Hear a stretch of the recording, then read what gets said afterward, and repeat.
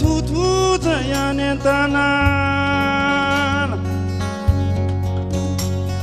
mandeha ny resaka zay nahita da tena lasa manimanina fiainana mitohy ny tanorana hita zava-maro ka ny lalandalana tsy tovy ato zany miora sy ny andro ny volana sy ny taona dia misosa ihany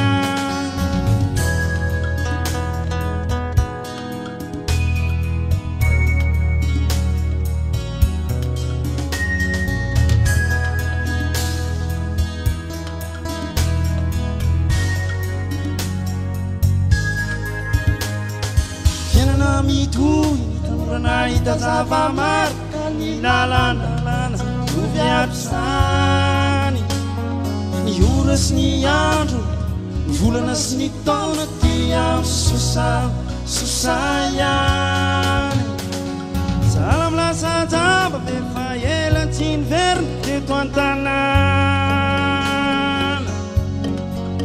ka dia ny taditanana mba hitantana hidinany azafady re olona tsy manahirana anareo tsy hitana hitilalana le very matsahay vony ty arabe ka mbatoronkely nday mande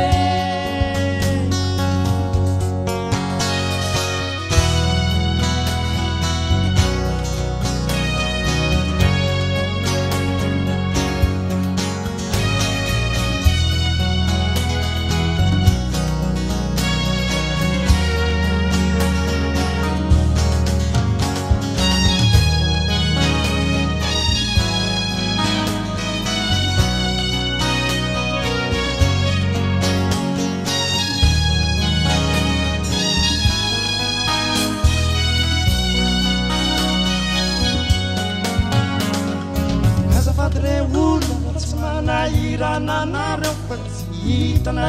hilalana le very matsahay vony ty arabe ka mbatoronkely nday mande